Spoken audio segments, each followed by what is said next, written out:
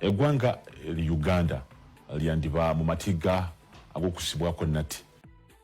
Mu mawulire ge tulinawo wetwogerera nga General Muhoozi Kainerugaba ebigambo byazze ng'ayogera ng'awereekerezaako ebikolwa byagenze maaso n'okuba ng'ateeka mu nkola. Njagala okutegeeza nti byandiba nga bigenda kusuula Uganda mu kaseera ak'akazigizigi. Wuliriza bulungi. Oluvannyuma lw'okukwata Erias Lukwago oba okuwamba Erias Lukwago n'amutwala mu basement nga bwe yategeezezza n'afulumya ekifaananyi kye nga Erias Lukwago asibiddwa kantuntuno n'ebigambo ebiranga bwe bibadde bitambula. Njagala okutegeeza nti General Muhoozi Kainerugaba ebigambo byazze ayogera betandise okugenda maaso n'okuba nga bizza omuzigo. Yawandiise ebigambo ebimu ebyesittaza era ng'ebigambo bino byogezza amawanga ag'enjawulo ebikankana.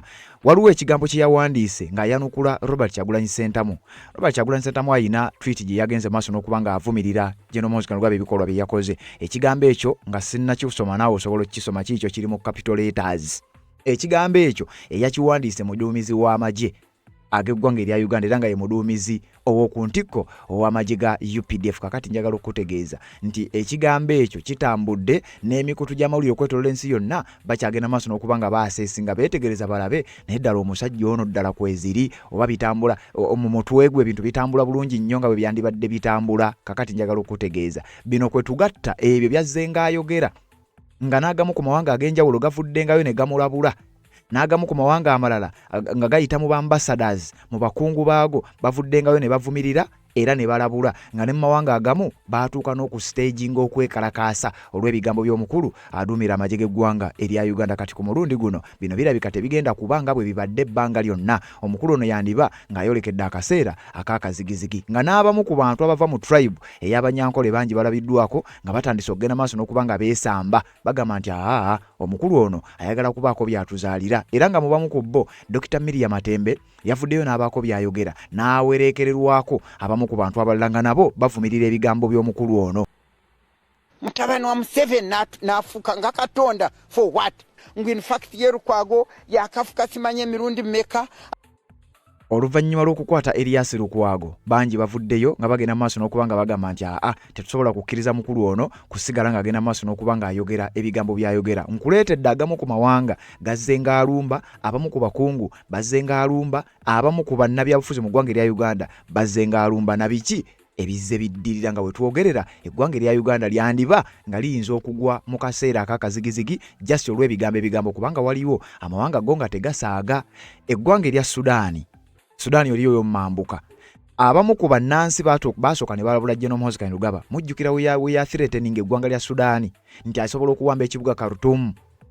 Nti singa president w'eggwanga lya America Trump awangula nti ono ajja kuwamba ekibuga Khartoum ekya Sudaani eri eyo mmambuka.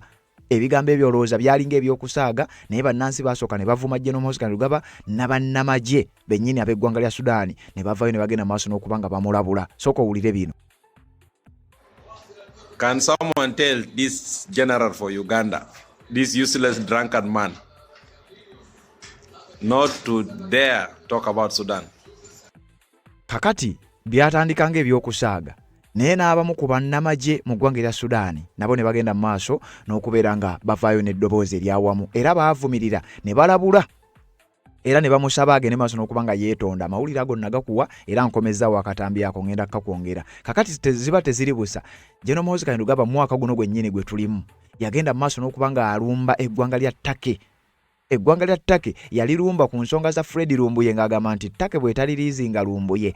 Omukulu yategeeza nti ye ajja kugenda maaso n'okukoba n'okukola ekisoboka bwe kinaba kyetaagisa kugoba ambasada wa Turkey mu Uganda, bwe kinaba kyetaagisa kuyimiriza nkolagana eya Uganda ne Turkey ajja kukikola. Wabula ng'agamba Turkey nti mukwate Fred Lumbuye mubeere nga mumulirizinga mumuzze. Era awo nendabawo abapapala nendabawo abatya nti musajja bayinza okumuzza ekintu kye najja ne mbannyonnyola nti kiyinza okuba nga tekisoboka.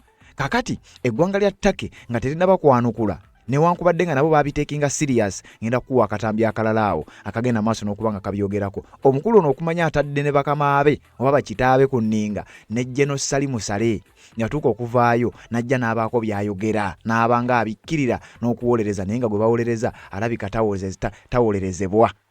Mu mwezi ogw'ekkumi mu mwaka 2022 General Muhoozi Kainerugaba yalumba eggwanga lya Kenya oba yatiisatiisa eggwanga lya Kenya ng'eyita mu Ministry of Foreign Affairs bafulumya statement ngenda gikuwa.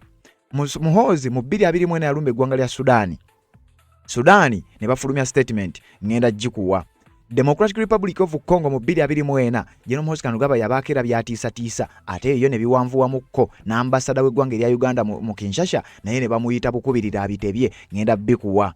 Eggwanga lya Turkey omwaka guno gwennyini mwezi ogwokuna yavayo n'alirumba wenjogereranga nalyo ensonga zitandise okubanga ziwanvuwa ngenda bikuwa. Eggwanga lya Ethiopia nalyo yalirabulako wenjogerera nabyo bitandise okubanga nabo batandise okurevisinga nga basinzira ku mukulu ebintu byagenda maaso n'okubanga akola nabyo ngenda bikuwa. United States of America Ambassador William Pope yamwogerako era n'amutiisatiisa awo nabyo ngenda bikuwa. Eggwanga lya United States of America nga liyita mu kye bayita United States Foreign Relations Committee bagenda maaso n'okubako bebavumirira era olw'omukulu General Moses Kainerugaba nabyo ngenda bikuwa. Robert Kyagulanyi Ssentamu omu ku bannabyabufuzi mu ggwanga erya Uganda, Dr. Kizza Besigye, Erias Lukwago n'abamu ku bantu ab'enjawulo nga kuliko ne ministry eya Foreign Affairs wamu ne ministry ya ICT mujjukira olutalo lwa General Moses Kainerugaba ne Chris Balyomunsi.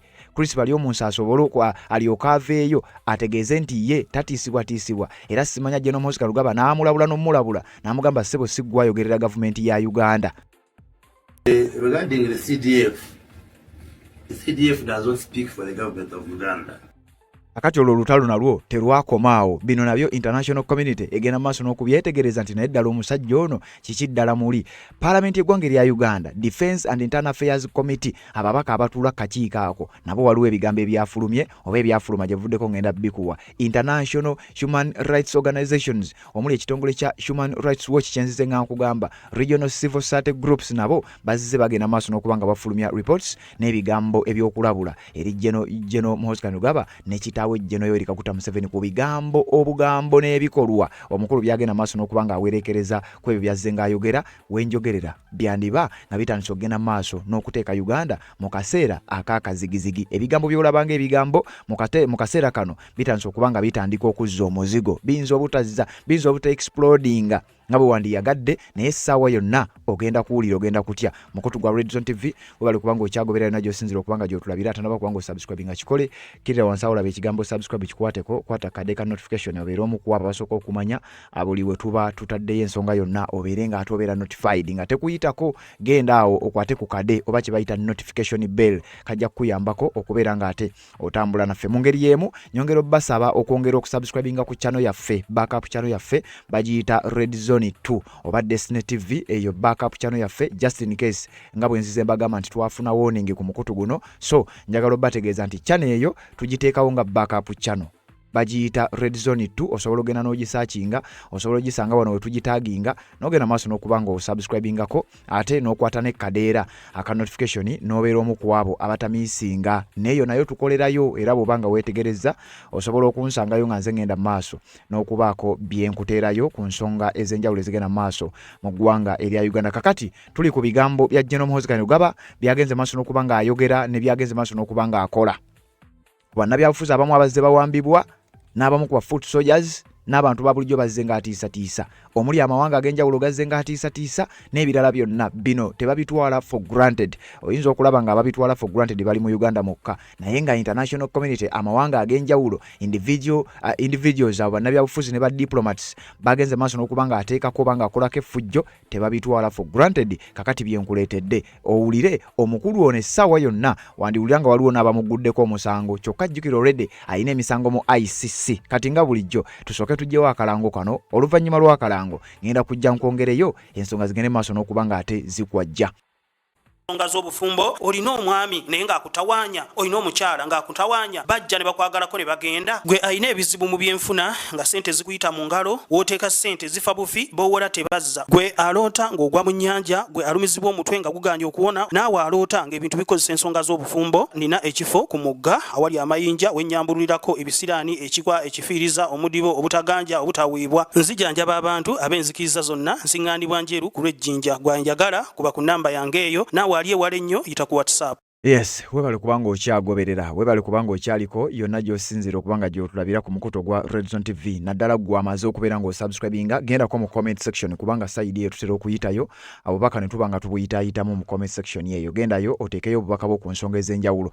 Genda okomentinge bw'oba oyinayo ekikolobero kyonna ky'omanyi nga General Moses Kainerugaba yakikola obanga yakyogera obanga kutiisatiisa kuteeke mu comment section mu video yeddako tugende maaso n'okuba nga ate tubyogerako kubanga kyekiriwo essaawa eno amawanga ag'enjawulo ba diplomats ba ambassador n'abakungu ab'enjawulo bagenda maaso n'okuvumirira ebigenda maaso mu ggwanga erya Uganda naddala ebyo ebikolebwa wansi wa General Muhoozi Kainerugaba ebintu tebigenda kutambula bulungi oba olyawo nga bwe bandyagadde bitambula. Ejjukiro ono yakamala okuteekebwa mu kifaananyi mbu alwanyisa nguzi era nga mubamu ku byakateeka ku ntandaalo ye Nnaalongo Anita Amongo akulembera abadde akubiriza Parliament y'eggwanga erya Uganda. Wabula bino bannayuganda batandise okubibuuka bagamba nti bwe kibanga kulwanyisa nguzi ekisooka ono si yagwanidde okugirwanyisa kubanga ono aduumira magye.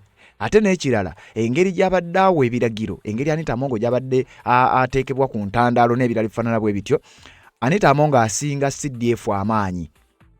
Era mu hierarchy ey'obukulembeze bw'eggwanga erya Uganda Speaker wa Parliament abeera namba 3 kyokka omuduumizi w'amagye talina na waasemberaawo ng'oggyeko okuba nti ono mwana w'oli ng'oggyeko okuba nti wano mu Uganda amateeka tegakola naye newankubadde tebiri bwe bityo ono abeera wansi nnyo ewa Speaker wa Parliament naye ate ogenda okuwulira yasalawo ani agenda okubeera Speaker yasalawo ani gwe muba mulonda nga Deputy Speaker n'ebirala bifaanana bwe bityo. Kakati bino bigenze maaso n'okuba nga byongera okuleeta attention y'amawanga ag'enjawulo ne international community organizations ez'enjawulo zitandise okutunula ne bagamba nti waliwo ekitagenda bulungi mu ggwanga erya Uganda. So kakati bw'oba olina ky'omanyi kiwandiike. Gye buvuddeko twawulira ku Salimu Sale ng'agezaako okubikkirira mutabani waabwe ng'agezaako okulaga nti lino just lino bbugumu lya kivubuka na kunyumirwa nnyo social media naye mb'olumu aba ajookinga naye jjukira tulabye okujookinga okumu nga kutwaliddemu n'obulamu bw'abantu abamu. Wulira ebigambo bya Salimu Sale.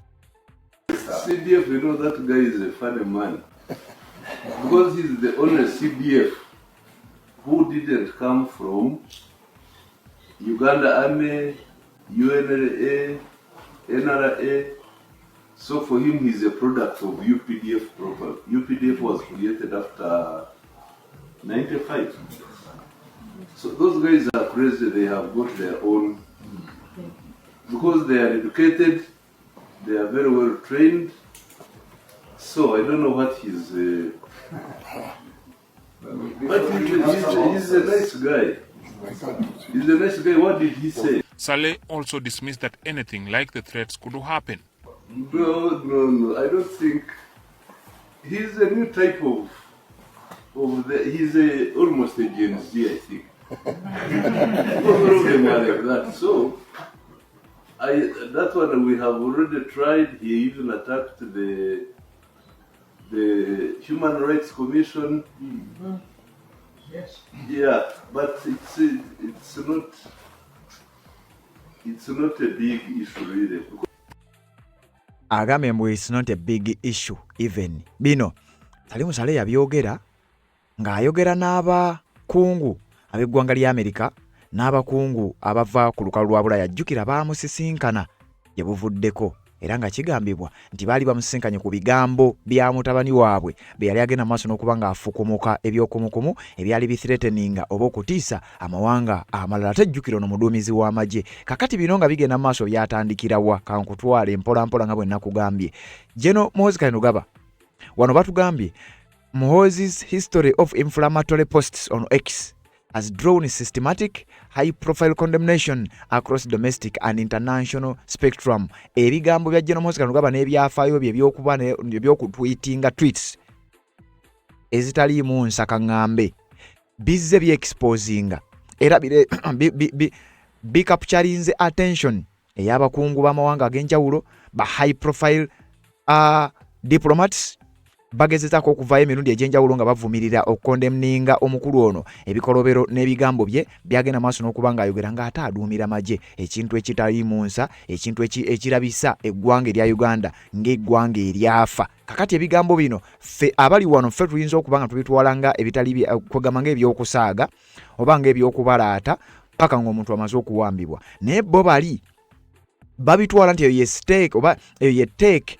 eyeggwanga ngeri gyali muduumizi w'amagye. Ebigambo byayogera kyekifaananyi bwe balabira eggwanga erya Uganda, kitegeeza General Muhoozi Kainerugaba kyekifaananyi kyaweesa eggwanga erya Uganda n'okusingira ddala gavumenti ya kitaawe eya General Yoweri Kaguta Museveni. Kakati amawanga mangi gazzaalumba abantu bangi bazzaalumba naye ngenda kukuwaako bano olw'ensonga bino bye bibadde bikyasinze okuleeta emberebezi kati kuwayongereza bino ebyalukwago edi mutwe n'ebirala bigenze maaso n'okutegeeza abantu bano kyoba oliawo Uganda bwetyo bwegenda maaso n'okuba nga efaanana kakati wulira kinajjukirwa gwali mwezi gwa Okitoba omwaka gwa 2022 mujjukira General Moses Kainerugaba bwe yatwitinga n'ategeeza eggwanga lya Kenya nti ekibuga Nairobi nsobola okukikapityalinga oba nsobola okukiwamba mu wiikisi 2 ebigambo ebyo byalabikanga ebyokusaaga gavumenti y'eggwanga erya Kenya ng'eyita mu Minister owa Foreign Affairs baadimaninga clarification era General Kaguta Museveni yawalirizibwa okuvaayo ne yeetonda olwa mutabani we n'ebigambo bye yali ayogedde ku ggwanga lya Kenya era n'ayishuwinga kye bayita formal public apology era ne kino ekimuwaliriza n'okugenda mu ggwanga lya Kenya okitegedde General Yoweri Kaguta Museveni nga yeetonda ku lwa mutabani we eggwanga lya Kenya lyasigaza ekifaananyi ku Uganda butya bwegenda maaso n'okubanga ekwatagana era singa William Ruto sinti yali akwatagana nnyo era ng'ayagala nnyo era ng'ono gwatwalanga Godfather we naddala mu byobufuzi eggwanga lya Kenya oba oliawo enkolagana n'eggwanga lya Uganda yandibadde yaseeseetuka dda kakati awo ne tugenda maaso n'okuba nga tuvaawo mu mwezi ogwa Desemba omwaka gwa 2024 omukulu y'omu yalumba eggwanga lya Sudaani yagamba nti era ebigambo nga bye yakozesa ku Kenya yabikozesa ku Sudaani eriyo mambuka yategeeza nti asobola okuwamba Khartoum ekibuga ekikulu ekya Sudaani era yali ekulemberwa Bashir era naye eggwanga lya Sudaani ne limutabukira era bannansi be basooka okuteekawo embeera nga bagamba nti naye nedda ono omukulu yogera waliwo ekigambo kye bamutambulizaako eky'obutamiivu n'ebirala bannansi be basooka okuvaayo ne bagenda maaso n'okuba nga boogera wabula gye buvuddeko nakuwa n'akatambi nga bannamagye baavaayo ne bagenda maaso n'okukola okulabula kati njagala obiwulirize General Moses Kainerugaba ng'agenda maaso n'okuteeka eggwanga erya Uganda n'okuliweesa ekifaananyi ekifaanana bwe kiti. Can someone tell this general for Uganda, this useless drunkard man, not to dare talk about Sudan? Because Sudan can capture Uganda within 2 seconds. 2 seconds. For us, Uganda is the last option. Last option. So you guys watch out. Tell this general, let him concentrate on drinking alcohol. Let him concentrate on taking beer. Because I know it's not him. There's some drug somewhere trying to push this guy to say these things. So Ugandan friends, we don't have a problem with you. But tell this general, he's looking for problems that he can never solve. Because for him, I know he will run away and leave you guys in problems later on. He has money, he can escape, he can run to America. Tell this general, tell this coward, tell this drunkard man, tell this alcohol master, Sudan is a no-go zone. We don't joke. Wallahi, if Sudan army steps into Uganda, I don't know where you guys are going to go. Jukira eggwanga lya Sudaani omukulu akugambye mugambe jeno wammwe nti Sudaani is a no-go zone. Era n'akutegeeza nti mwe bannayuganda abantu babulyo tetubayinaako obuzibu naye jjukiro n'aduumira magye era singa tulinnya ekigere kyaffe mu ggwanga lya Uganda tetumanyi wawe muyinza kudda. Jjukira eggwanga lino lyayogerako lyali likulemberwa Ssaaba temwamanyiddwa nga Omar el-Bashir dirimu olutalo wakati w'obubinja obubiri aka Rapid Support Forces n'amagye n'amagye agafugibwa kangambe n'amagye g'eggwanga erya Sudaani. Kakati ono omukulu akugamba ti General Moses Kainerugaba ayinza okwogera byayogera naye mukimanyi ajja kudduka yabalekewo ate ffe tuba tutandise olutalo tuba tujja kukuba tuba tulwanagana n'amagye kati mmwe mujja okusigala nga mubonaabona. Nakuwa amawulire gano nendooza akatambi kano nja kukuwanga mmaliriza kubanga ebigambo bya General Moses Kainerugaba byetaaga ogenda maaso n'okuba nga tetubitambulamu mpola mpola otegere bulungi nnyo ono okumanya ebintu bitandise okufaanana obulala ensi etandise okubaako n'ekifaananyi kyefuna mu ggwanga erya Uganda era nga bamanyi nti eggwanga erya Uganda bwe liti bwe lifaanana. Waliwo pasito omu munnansi w'eggwanga erya Nigeria yatuuse n'okulagula n'ategeeza nti bannayuganda mwenyweze nkugambe General Moses Kainerugaba ekifaananyi kyali mu kuweesa eggwanga erya Uganda pasita munnansi w'eggwanga erya Nigeria era yabadde mu kyaki emu mu Nigeria n'agamba ye alina profese gy'aleetera bannayuganda mwenyweza akaseera akajja kaakazigizigi mu Uganda eyo nti waliyo enteekateeka eza Yoweri Kaguta Museveni okusikiza mutabani we obuyinza. Naye mbu mu nteekateeka ezo mulimu n'okukyusa ssemateeka. Tolaba nti bakwata ku ssemateeka emirundi egiwera, tolaba nti bamukutteko emirundi egiwera, naye mbu ku mulundi guno engeri gye bagenda okukwata ku ssemateeka wandibanga wajja kubaawo n'okufa. Byonna ku making sure nti omukulu agenda maaso n'okuba nga afuga eggwanga erya Uganda. Wuliriza. In Uganda, the president is planning to hand over to his son, who is a general. And when he hand over to that his son, they will want to terminate his life because it's not well planned. The constitution of Uganda, they will tamper with it anytime there's going to be a kind of referendum to change the constitution to suit the president's wishes.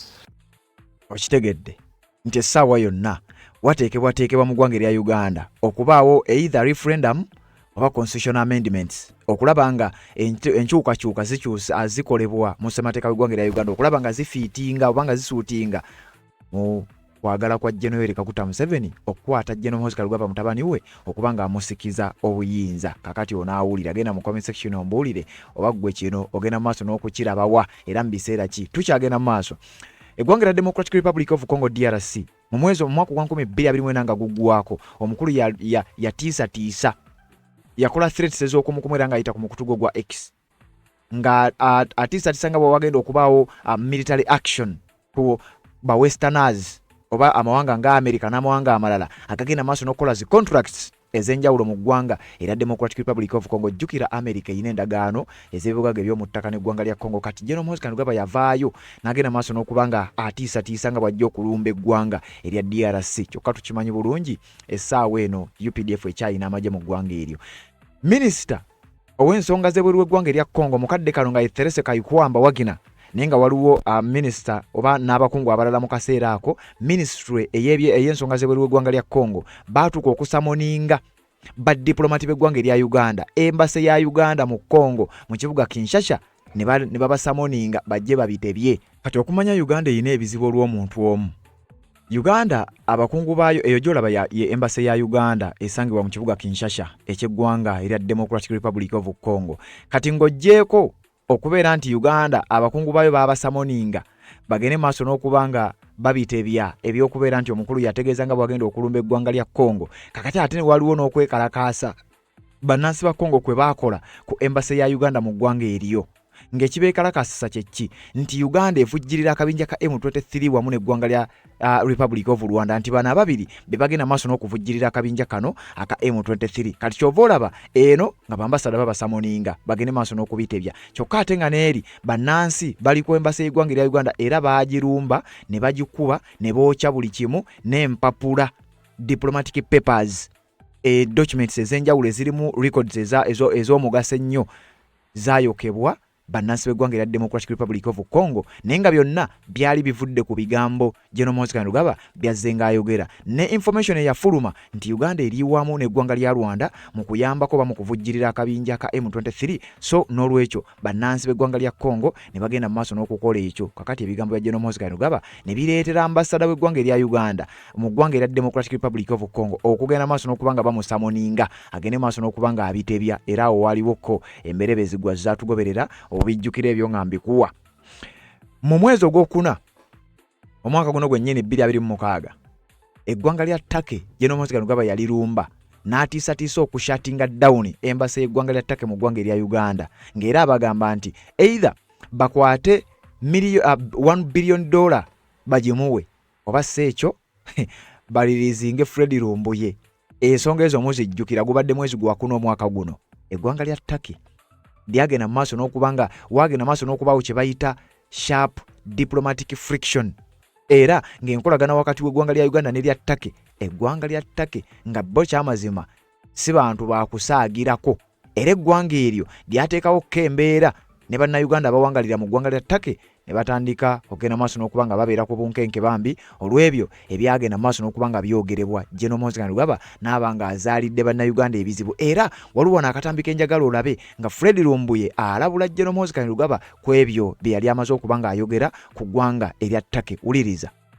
Namuwa obudde nga wabadde abwagala olw'ensonga omwami oyo alemeddwa okumanya wa waakoma naki kyalina okukola.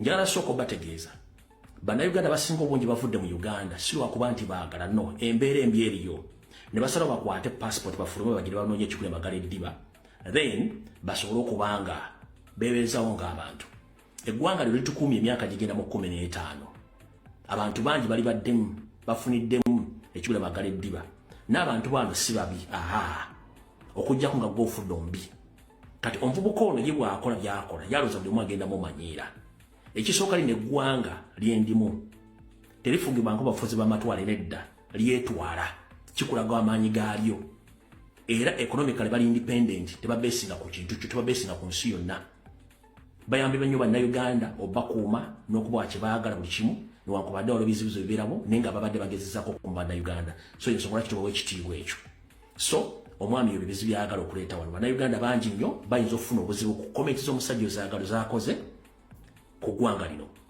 kati nze mmaze okwogera ebigambo ebyo mbitadde okwetonda kwange kugenzeeyo era bajja kufuna kati njagala kuwa omuvubuka ono obudde olwalira butegeere bulungi nnyo eno information ne message njagala muhoozi ogifuna olwaleero bwe bakuwa n'okudduka toyita wopangisa leero njagala ku addressinga nga njogera n'omuntu gwe mmanyi nti mugwira si munnayuganda ensi yonna ekimanyi nti gwe n'ekitabo muli ba refugee nga amateeka ga Geneva Convention tegakkiriza muntu yenna munoonyi wa budamu kufuga ggwanga lye bakulifuta obbalako naawe okimanyi nti baakuzalira mu ggwanga lya Tanzania era toteekeddwa kubeera mu ggwanga Uganda mu myaka gy'omaze mu Uganda toyinaako kintu kyonna kye wali okoze ku ssente ezo zeweekolere kuba tonoonanyangako omulimu kati toyina buyinza butandika kumanyiira abantu n'amawanga amalala independent gwe ggwanga eryammwe libalemi bwe tubagamba ku bitu mulina okukola mutandika kuyomba buyombi na kulwana kati wakoze message n'olumba eggwanga lino n'olumba ne ambasada waalyo n'obavuma byoyagadde naye nze ŋŋamba gye bujjawo katono ogenda kisasulira gye bujjawo katono ogenda kisasulira gye bujjako katono ogenda kisasulira kubanga oyinza okulooza nti weyambala yunifoomu z'amagye buli omu agenda kulya ku yunifoomu zo kati kandikuviire ku ntono mukulu obudde bw'omala wano ku social media wandibadde ogenda n'olongoosa ebijja bya nnyoko kuwaffe abaganda bwe tumala okuziika abaagalwa baffe wattu tugenda ne tulongoosa ebijja byabo baatuvaako tewaliwo mu bulamu bwonna bwali ogenzeeko ku bijja bya nnyoko birongoosa era wadde okulaga ekifaananyi kyonna ng'ogenze ku malalo ga nnyoko njagala obudde bw'omala wano ku social media ng'oyogera bitakwatagana genda olongoosa ebijja bya nnyoko era obuuze kitaawe oyo ali mu budde obw'akawungeezi kale njabadde njagala kuwa information ku nsonga za General Moses Kandugaba n'eggwanga erimanyiddwa nga erya ttake kubanga nalyo yalirumba ku nsonga za Fred Lumbuye ne ku nsonga endala kakati wuliriza General Moses Kandugaba era olumu yalumbako eggwanga lya Ethiopia batugamba nti high-ranking regional diplomats expressed deep concern after General Moses Kandugaba posted tweets backing the Tigray rebels during the northern Ethiopian conflict, which directly violates Uganda's non-interference policy. Jukira mu ggwanga lya Ethiopia waliyo olutalo luli ye Tigray, waliyo abayekera bali mugenda maaso n'okubanga balwanagana ne gavumenti ya Ethiopia. Kati General Moses Kandugaba yatweetinga ng'alaga asupportinga abayekera abo. Eggwanga lya Ethiopia lyamuviirawo bubi nnyo era nigenda maaso n'okubanga limulabula lirabula eggwanga lya Uganda ku nsonga ezo. Kyokka ebyo tebyakomaawo, omukulu yasigala agenda maaso n'okukola ebintu bye ebyokugenda maaso n'okubanga atiisatiisa amawanga ag'enjawulo. Kakati wuliriza ekyasinga okuleeta emberebezi ye General Moses Kandugaba omwezi gwali gwa 10 omwaka 2024 yagenda n'akola statement era n'akola ebigambo n'ayogera ebigambo bingi nnyo ku ambasada w'eggwanga lya America William Pope nga n'atuuka n'okugamba nti yeetonde nti era wanaaba teyeetonze ajja genda maaso n'okubanga amugoba mu ggwanga erya Uganda. Yamutiisatiisa okumuexperinga okuva mu ggwanga erya Uganda era ng'eno confrontation yaleeta ebigambo bingi nnyo, yaleeta obunkenke bungi nnyo okwetoolola ensi yonna. Ensi nga yeebuuza naye omukulu n'ebigambo by'ayogera aba abyogera ategeeza ki? Following Mohozi's 2024 threats to Ambassador William Pope and his January 2026 tweets, accusing the US Embassy of colluding with the opposition. Jukira ne mu January wa 2026 nga akalulu kaakaggwa ono yavaira n'anenya eggwanga lya America mbu embassy yaabwe ye yali ekwese Robert Kyagulanyi Ssentamu. Jukira embassy tokkirizibwa kugirumba, era singa okola obulumbaganyi ku embassy ne bweba eri mu ggwanga lyo oba okola obulumbaganyi babu considering nti oba olumbye ggwanga eriyo. Kakati kino omukulu yavaayo n'atiisatiisa era baseneta ab'eggwanga erya America nga bwe nzize nkugamba, mujjukira seneta Jim Risch gwe nakugamba yavaayo n'ategeeza nti ekyamazima omukulu ono acrossinze red line, asusse we yandikomye, twetaaga ogenda maaso n'okuba ntumugambako. Mu kaseera ako nga Robert Kyagulanyi Ssentamu ateekateeka okwogera ne Geneva Summit, okwogerako eri Geneva Summit ne EU Parliament, era yasaba wabeewo kye bayita targeted sanctions. Era ng'ekyo kyaleeta obunkenke eggwanga lya America likyagenda mu maaso n'okuba nga lyetegereza n'okukonsideringa essaawa yonna bino biyinza okuba nga tebijja kgenda maaso n'okuba nga bikoma bukomyawo. Wuliriza, oluvannyuma lw'okukwata Erias Lukwago, eno ensonga nayo yateekeddwa ku mmeeza nti ebigambo bye yayogedde bye bikyasinze okugenda maaso n'okuba nga bikomyawo biri. Yayogera ku Eddie Mutwe, yayogera ku bafoot soldiers b'ekibiina kya National Unity Platform n'abawagizi abattibwa mu kalulu ka 2026 n'atuuka okwogera n'okutegeeza ensi nti bano babadde ba terrorist. Era terrorist owabiri mu abasatu yandibadde Kabobbi nga bw'abadde ng'amuyita nti yaddako. Ebigambo ebyo bya sparkinze debates mu mawanga ag'enjawulo, beebuuza naye tewaliwo kye tusobola kukola ekigenda maaso mu Uganda kiyinza okuba si kintu kya bulijjo. Dr. Kizza Besigye era naye yazze agenda maaso n'okuba nga abaako ebigambo byayogera. Waaliwo era olutalo wakati we ne minisita wa ICT amanyiddwa nga Chris Balyomunsi, era ono n'atuuka okwogera ebigambo bingi nnyo. Chris Balyomunsi n'agezaako okumwanukula, yasooka n'amutegeeza mukulu wadde oduumira amagye naye toteekeddwa kwogerera gavumenti. Bino General Moses Kandugaba bannayuganda beebuuzanga ono ye buli omu amulumba. Bino bitegeeza nkugambe bino bya sparkinze international debates. Abasajja bali eyo bali mu kwebuuza Uganda kiki ekigenda mu maaso, kuba ono ali mu kuweesa ekifaananyi ti Uganda bwetyo bwetambula. Regarding the CDF does not speak for the government of Uganda, but he likes Twitter communication, and he writes tweets. At times I do not read them, then shortly he deletes them, and I'm sure Ugandans have formed an opinion on his tweets, and I don't think, other than purposes of politicking, I don't think they take them as the official position from the government of Uganda. Like when he said, I am going to hang Dr. Besigye by June 6th. Did he hang him? Did Ugandans believe that actually Besigye was aligned before hanging? More or less. No. So I think many right-thinking Ugandans, save for the politics and what, they just know he likes tweeting. At times he tweets, then he deletes and so forth. And I have been, for the record, saying those as a government spokesperson, I treat them as casual comments he makes on social media through Twitter. I have discussed this issue with the appointing authority, with the president. Admittedly, his tweets make my work a little bit difficult. Kati oyo bwe yamala okwogera ebigambo ebyo baamutiisatiisa, era oluvannyuma lw'okumutiisatiisa yatuuka n'abaddamu n'agamba nange kale wadde muntiisizatiisizza naye nange sitiisibwatiisibwa, sijja kumala gagendera ku ebyo bye mugenda maaso n'okuba nga mwagala. Ebigambo bya General Moses Kandugaba ebitwalibwa mu kusooka bisooka ne birabibwa ng'ebyokusaaga, naye ate ebimu ne bigenda maaso n'okuba nga bituukirira. Abantu ensi n'egenda maaso n'okwewuunya bino bitegeeza ki? Chris Balyomunsi yaddamu n'amwanukula nti bannange ekyokuntiisatiisa mu kiteeke ebbali. I am not threatenable, if I can use that word. The president, the appointing authority, he has appointed me. I am now being vetted. If I am cleared by the committee of parliament, appointments committee, I will be sworn in, I will start my work. So that one, it is you who is worried, it's not me, I'm not worried. I am not worried, and I don't want to give attention to trivial issues. The authority for keeping him in his cabinet.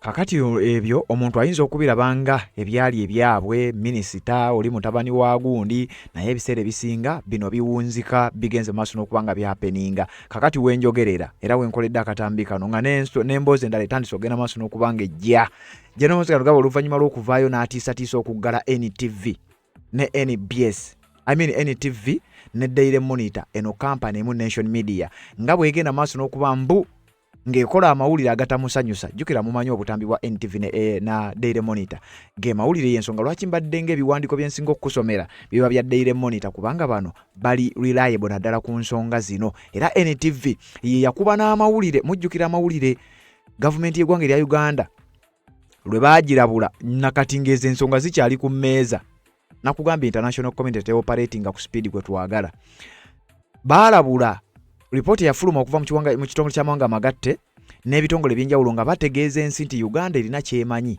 era balabika be batta abantu mu ggwanga erya South Sudan. Kati NTV olwokuba nti ye ebintu ebireeta openly omukulu agamba agenda kugiggala wamu n'omukutu gw'amawulire gwa Daily Monitor.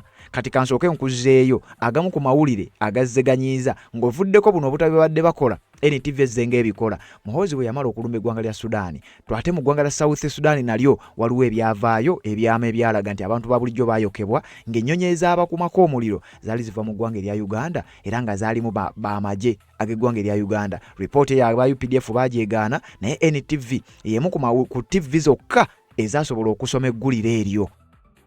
Eggwanga Uganda lyandiba mu matiga ag'okusibwako nnatti oluvannyuma lwa lipoota y'ekibiina ky'amawanga amagatte okufuluma ng'eyoleka nti amagye ga UPDF agali mu ggwanga erya South Sudan gakola ebikolobero ku bantu ba bulijjo. Alipoota eraga nti ennyonyi za Uganda ennwanyi zaalabwako mu ggwanga lino naddala mu bitundu ebirimu abantu abatawagira gavumenti eriko era ne babayiwamu bbo mu enkolerere ezaabookya n'okulumya abawerako. South Sudan ne gyebuli eno tenateera olw'obutabanguko oba obutakkaanya obungi wakati w'omukulembeze Salva Kiir ne yali omumyuka we Riek Machar. Katubirabe.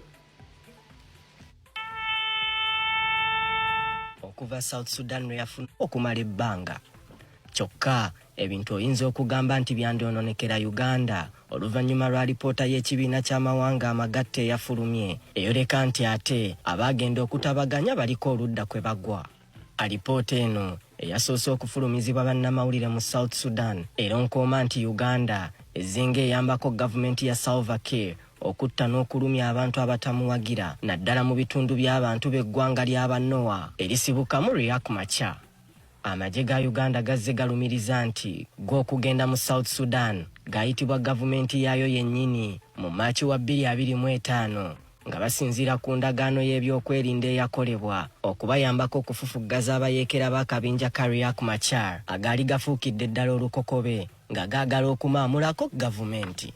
Ebiri mu alipoota ebirala nti waliwo ennyonyi ennwanyi ezaalabibwa ku byuma bikalimagezi nga zaava Uganda ne zingira akaalo Unaliet ne bakayiwako ebintu ebitannategeerekeka naye nga byamala ne bikwata omuliro ekyalo ne kituntumuka abantu ne bafa nga mwalimu n'abaana abato. Bino byaliwo mu Maaci wa 2025 nti era olwamala obulumbaganyo obwo adumira amagye ga kuno Muhoozi Kainerugaba n'agenda ku mukutu gwo gwa X n'akyakyanca ate oluvannyuma obubaka bwe ne busiimuulwayo.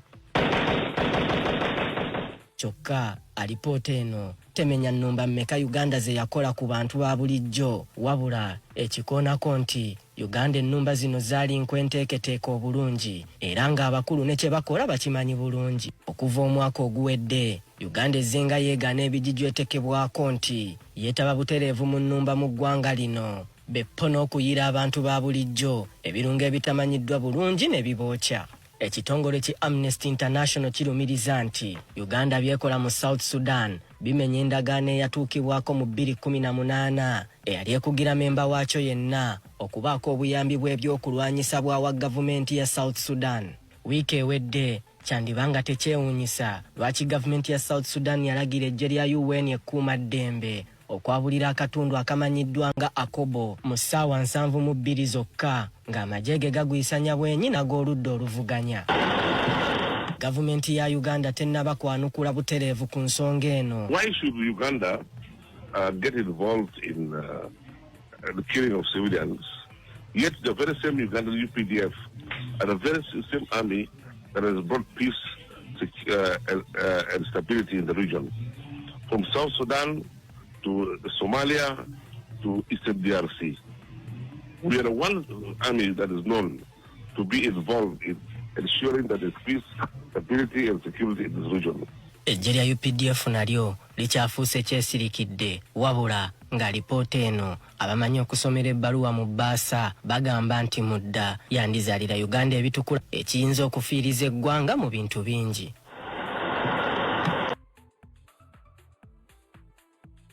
Kati ebyo NTV yegenze maaso n'okubanga exposing oba engeri gyegenze maaso n'okubanga esomanga amawulire gaayo omukulu olunaku olwaleero awera nkolokoto nga bwagenda okuggala NTV wamu n'omukutu gw'amawulire ogwa Daily Monitor. Kyokka bannayuganda bangi ab'enjawulo bawuliddwako babalabiddwako nga batandise okubuuka era nga batandise okugamba nti ekyamazima twandibadde tweyambula omukulu ono ebigambo ebigenda maaso n'okubanga byogerebwa birabika bijja kutuleetera obuzibu bijja tuzaalira akabasa.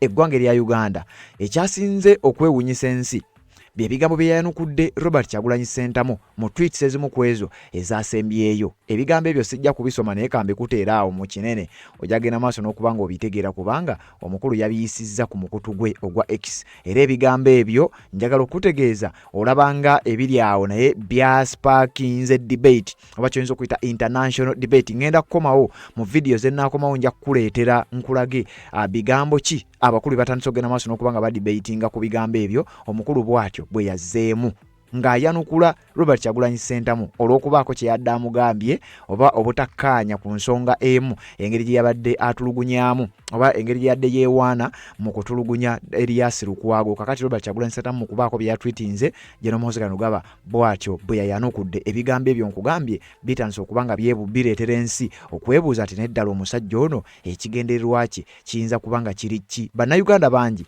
balabiddwako babawuliddwako naddala abava mu Western Uganda abamu si bonna kuba abamu bo bawagira buwagizi naye mulimu abamu abawuliddwako ng'ekyamazima beevuma okuwakanya n'okusimbira ekkulya ebigambo by'omukulu ono wamu ne kitaawe General Kaguta Museveni okubeera nga tamugambako. Nsazeewo okukozesa bigambo bya Miriam Matembe bye yagenze maaso n'okuba nga ayogera era ku nsonga zezimu eza General Muhoozi Kainerugaba. Wuliriza.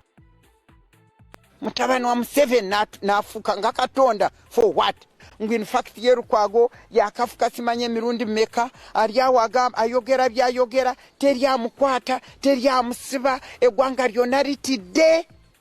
Ekyo President Museveni kyotukoze eyo ligase gyoyagala kuleka behind. Nzijukira mu mwaka gw'2023 nze n'emuntu bwe twali Kyankwanzi Mugisha muntu bwe twakubuulira nti President Museveni ebyokujjako term limit biveeko muntu n'akugamba nti taata jukira ligaseyo nti muve ku ligase yange nze njifaako. Kati njagala kubuuza President Museveni, my dear brother whom I embraced with all my heart, whom I loved with all my heart, whom I worked for with all my heart and worked for this nation with all my heart and energy and everything, njagala kubuuza ligase ekijoleko emabega efaanana eti y'okutwanda ingova ku mutabani wa talina na bwenje. Obwenje mbuyita ki mu Luganda? Talina wisdom. Omuntu alina wisdom tayinza kukola ebintu ng'ebyo. Kati nze mbuuza kati ekyo nkimaze njagala President Museveni vaayo okola accountability. Toyinza kutuwa mu mikono gya mutabani gw'eggwanga lya Uganda siriryo. Naba ministers bonna boolaba bakazi abanyankole bonna mukazi we mulumuna w'omukazi we muwala w'omukazi we muwala wakute wananka wasali musale muwala mashiki bali eyo 5 women bali eyo eka ya Museveni. Emisoro gyaffe gyegenda ffe tuli wano mundaba wano ndi naki naye ndi na Yesu yamala naye nze njagala kumugamba aveeyo lekeraawo kutuhandi ngova ku mutabani wo atalina na bwenje. Singa abadde alina obwenje yandibadde akola ebituufu. Naye ekyokubiri nze mbuuza mwe poliisi Uganda police yaki lwaki temuhanding over? Why don't you lwaki temu throwing down your bakiyita kikulekulira lwaki temulekulira ne mugamba nti ffe oba mwatuteekako okutukozesa ng'amagye ffe tulekulidde? Kubanga nze constitution gye nakola, nze omu ku bakola constitution kyensiimako Katonda. Kimu ku bintu byensiima Katonda, naliwo nga Museveni tannatwala bukulembeze, nendaba byonna ebyaliwo, nenyingira nenkola constitution, nenkola nga bwe twakola nga tujja Uganda kuva wansi kutuuka gye twagituusa. N'ekinduma kulaba ndi wano nkyaliwo nga kaliisoliiso, njiraba nga witness njiraba ng'eddayo, naye President Museveni teyandibadde n'akola bino byatukolera. Kati ebintu biba bitandise ogenda maaso n'okubanga bitabuka, naye nga mu bigambo by'abantu ng'abo osinga kuwuliramu linnya lya General Muhoozi Kainerugaba, kitegeeza ebintu si byangu, ebintu si bya bulijjo, ebintu tebitambula ng'oboolyawo bwe bandibadde babibala. Nkugambye ebigambo byagenda maaso n'okubanga atwitinga bitandise okubanga bisparkinga international debates. Amawanga ag'enjawulo gatandise okukubaganya ebirowoozo ku butya bwe bayinza okukonsidalingamu ebintu bino n'eggwanga erya Uganda ekifaananyi bwe bayinza okugenda maaso n'okubanga balirabira. Olw'ebyo General Muhoozi Kainerugaba byagenze maaso n'okubanga akola. Kakati nga sinaba kubanga ngenda wala, ngenda kuzzayo ku ggwanga lya Sudaani. Omukulu ono bwe yalumba eggwanga lya Sudaani nga bwe nkugambye, omwezi gwali gwa Desemba nga 18, 2024, Sudaani ng'eyita mu ministry yaabwe ey'ensonga z'ebweru w'eggwanga baarabula era ne bategeeza gavumenti y'eggwanga erya Uganda okwanukula oba okubannyonnyola omukulu General Muhoozi Kainerugaba kiki kye yali ategeeza. Ebigambo ebyo wenjogerera mukadde kano oluvannyuma lwa bino byagenda maaso n'okutwitinga ne bino bitandise okubanga bikomawo. Ebigambo bino nabikuwaako eggulire lino obanga obadde otugoberera, ndowooza akatambi kano kankakwongere nga bwenzija mbeere nga kunkwongerayo, ate nga naawe bwogenda mu comment section okubaako by'oteekayo. Wuliriza nzije tubeere nga tutambula. General Muhoozi Kainerugaba si birungi gwampuliriza yonna gy'osinzira okubanga gy'otulabira oluvannyuma lw'okuba nti eggwanga erya Sudaani nga likulemberwa omukulu amanyiddwa nga Abdel Fattah al-Burhan, ono nga yakulembera eggwanga eryo oluvannyuma lw'okuba nti omukulu amanyiddwa nga Omar el-Bashir yaggyibwa mu buyinza bw'eggwanga erya Sudaani. We twogerera nga Sudaani ng'ekulemberwa omusajja oyo munnamagye amanyiddwa nga Abdel Fattah al-Burhan, basabye era balagidde eggwanga erya Uganda naddala General Muhoozi Kainerugaba abeere nga ateekayo okwetonda okuli public, abeere nga yeetonda olwa tweet gye yateeka ku mukutu gwe ogwa X former Twitter.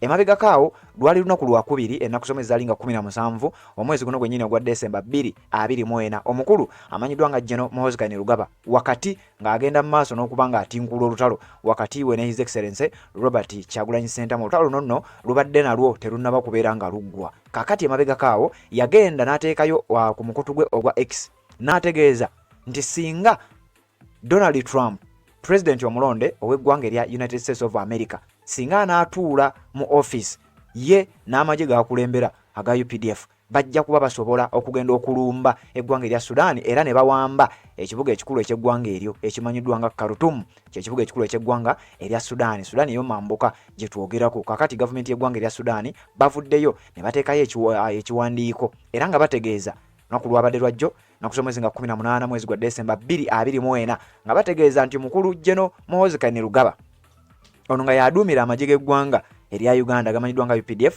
tumusaba era tumutegeeza nti alina okubeera nga yeetonda ku kye tuyise offensive and dangerous comments ze yateeka ku mukutu gwe ogwa X former Twitter, ng'ategeeza nti singa Donald Trump singa Donald Trump atuula mu office ye nga president, jjukira yawangula akalulu ako ak'okubeera nga ye mukulembeze w'eggwanga erya America agenda okubanga addako. Kakati Muhoozi yavaayo n'ategeeza nti Trump bw'anaatuula mu buyinza bwe oba mu office ye, nze n'amagye ge nkulembera tujja kuba tusobolera ddala okulumba eggwanga erya Sudaani era tujja kuba tusobolera ddala okuwamba ekibuga ekikulu ekimanyiddwa nga Khartoum. Kakati nno gavumenti y'eggwanga erya Sudaani ensonga bazitutte personal newankubadde nga tweet eyo yamala n'edeletingibwayo. Kakati nno bo gavumenti y'eggwanga erya Sudaani bo basabye gavumenti y'eggwanga erya Uganda naddala omukulu General Muhoozi Kainerugaba babeere nga bateekayo okwetonda mu butongole, beetondere gavumenti y'eggwanga eryo, beetondere bannansi b'eggwanga erya Sudaani naddala abawangalira mu kibuga ekimanyiddwa nga Khartoum. Ono kye yayogerako era kye yategeeza nti kye bayinza okubeera nga bawamba mu bbanga eritali ddene. Kakati okusinziira ku mukutu ogw'amawulire era nga gye gimu ku mikutu egy'amaanyi mu ggwanga erya Sudan, omukutu gumanyiddwa nga Sudan Tribune, omukutu guno gugenze ne guteekayo ekiwandiiko ku official website yaabwe Sudan demands apology from Uganda over invasion threat. Sudan yagala Uganda gyetondere oluvannyuma lw'ebigambo ebitiisatiisa ebigambo omukulu General Muhoozi Kainerugaba bye yateeka ku mukutu gwe ogwa X ng'atiisatiisa nga bw'asobola okuwamba ekibuga Khartoum oluvannyuma lwa Donald Trump singa anaaba atudde mu ofiisi ye ey'obwa president gye yawangula mu kalulu akasembyeyo okubeera nga kalondebwa. Bino nno bigenda mu maaso nga General Muhoozi Kainerugaba ye CDF oba Chief of Defence Forces ow'eggye ly'eggwanga erya Uganda. Era bano nga bagamba batya. December 18th, 2024, Port Sudan demanded an official apology from Uganda on Wednesday over offensive and dangerous comments made by the chief of Ugandan Army staff who threatened to invade Khartoum. Eggwanga lya Sudan olunaku olwajjo ng'ennaku z'omwezi 18 mwezi gwa December 2024 nga bagamba twagala eggwanga lya Uganda litwetondere era batuwe apology, official apology, okwetonda okutongole okuva eri gavumenti y'eggwanga erya Uganda oluvannyuma lw'ebigambo ebitiisatiisa ebyateereddwayo okumukutu gwa X former Twitter ey'omukulu amanyiddwa nga General Muhoozi Kainerugaba. Twagala babeere nga batwetondera gavumenti y'eggwanga erya Uganda officially beetondere eggwanga erya Sudan nti bannange twakoze bino era tusaba tubeere nga tusonyiibwa. Eggwanga lya Sudan kye lyagala gavumenti y'eggwanga erya Uganda ebeere nga yeetonda naddala omukulu amanyiddwa nga General Muhoozi Kainerugaba eyateereddeyo ddala obubaka obwo ku mukutu gwe ogwa X oba former Twitter nti yategeeza nti singa Trump anaatuula mu buyinza ye n'amagye ge bajja kuba basobola okuwamba ekibuga Khartoum eky'eggwanga erya Sudan. Wuliriza. General Muhoozi Kainerugaba, son of Ugandan President Yoweri Kaguta Museveni, posted 2 comments on the X platform, formerly Twitter, on Tuesday, in which he threatened to capture Khartoum with the support of US President-elect Donald Trump after he takes office. The posts were deleted later. Omukulu ku lunaku olwokubiri ku mukutu gwe ogwa X yakola comments 2 mwe yategeereza nti ajja kuba asobola okuwamba ekibuga Khartoum eky'eggwanga erya Sudan ng'alina obuyambi oba ng'ayambibwako omukulembeze omulonde atannaba kubanga atuula mu office amanyiddwa nga Donald J. Trump nti bw'anaaba atudde mu office ajja kuba alina obusobozi obumuyambako okugenda awambe eggwanga erya Sudan. Omukulu General Muhoozi Kainerugaba bwe yategeeza. Wabula oluvannyuma tweets zino 2 oba comments zino 2 ne ziba nga zaggyibwayo bano we bategeeza okusinziira ku mukutu gw'amawulire gwe nkugambye ogumanyiddwa nga Sudan Tribune nga gwe gumu ku mikutu egy'amaanyi mu ggwanga erya Sudan. Kakati nno owuliriza. The government of Sudan demands an official apology from the Ugandan government for the offensive and dangerous comments of the army commander, Sudanese Foreign Ministry said in a statement seen by Sudan Tribune. Nti okusinziira ku minister avunaanyizibwa ku nsonga z'ebweru w'eggwanga ow'eggwanga erya Sudan, Minister of Foreign Affairs ow'eggwanga erya Sudan, yavuddeyo n'ategeeza nti gavumenti yaffe nga Abasudani twagala gavumenti y'eggwanga erya Uganda batwetondere ate officially mu butongole, si byakwogerezeganya, si byakuteesa, wabula twagala gavumenti y'eggwanga erya Uganda ebeere ng'etwetondera officially olw'ebigambo mutabani wa kulembera eggwanga eryo amanyiddwa nga General Muhoozi Kainerugaba bye yagenda n'ateeka ku mukutu gwe ogwa X ng'atiisatiisa nga bw'asobola okuwamba ekibuga Khartoum eky'eggwanga erya Sudan ng'ayambibwako Donald J. Trump agenda okuba ng'atuula mu office ye ng'ennaku z'omwezi 2 omwezi ogwa January omwaka 2025 nga president omujjuvu ow'omulundi ogwana mu 7 ow'eggwanga erya United States of America. The military called on the African Union and regional and international organization to condemn Kainerugaba's statement.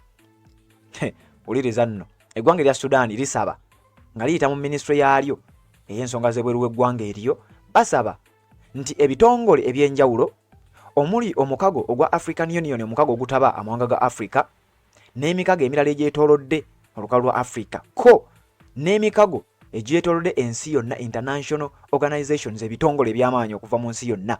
Sudan egamba twagala nammwe mutwegatteko muvumirire omukulu General Muhoozi Kainerugaba n'ebikolwa bye. Gavumenti y'eggwanga erya Sudan yeri mu kusaba bino, egamba ensi yonna, ebitongole by'amaanyi, European Union, African Union n'ebitongole ebiri regional and international organizations muveeyo muvumirire statements ez'omukulu ono kubanga amanyiddwa nti amanyi nnyo okukola statements ezitiisa which it said constituted a clear threat to regional and international security and an insult to Africans. Mbone statement zino zireetera obulabo bw'amaanyi eri security mu mawanga gaffe gana ga Africa ko ne security okwetolola ensi yonna. Gavumenti y'eggwanga erya Sudan etegeeza ensi biki General Muhoozi Kainerugaba bye yawandiise era bulabe ki bwe biyinza okuba nga bireeta. Okusinziira ku mukutu gw'amawulire gwenkugambe baguyita Sudan Tribune, oyinza okugenda naawe n'oba nga ogunoonyaako mukutu gw'amaanyi mu ggwanga erya Sudan gye gusangibwa.